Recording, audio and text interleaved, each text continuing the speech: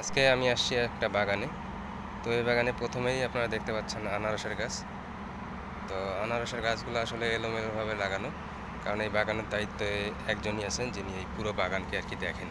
তো বাগানের এরিয়া অনেক বড়, গাছও অনেক প্রকারের আছে এখানে।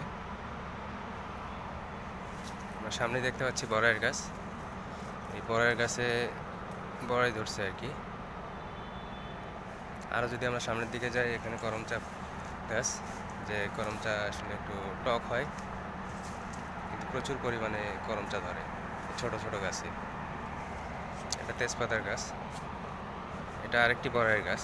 তো এই বড়াই গাছটার যে বিশেষত্ব, সেটা এই ছোট অবস্থাতেও এই বড়াইটা খেতে অনেক মিষ্টি হয়। আমি এই বড়াই এখান থেকে এর আগেও খেয়েছি। তো এই যে এতটুকু অবস্থা যে বড়াই যে ধরছে, এই বড়াইটাও খেতে অনেক মিষ্টি। কী কারণে আসলে আমি জানি না।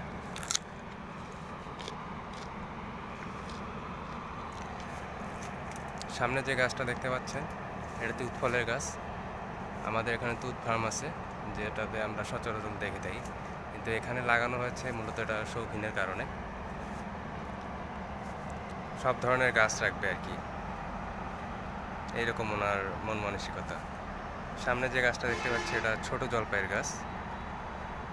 আসলে এক ভিডিওতে এত গাছ দেখানো সম্ভব না।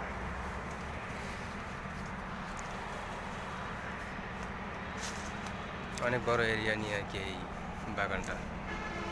এই বাগানে কলা গাছ থেকে শুরু করে প্রায় সব ধরনের গাছই আপনি এখানে পাবেন। তো এই ছিল আজকের ভিডিও। সবাই ভালো থাকবেন, সুস্থ থাকবেন।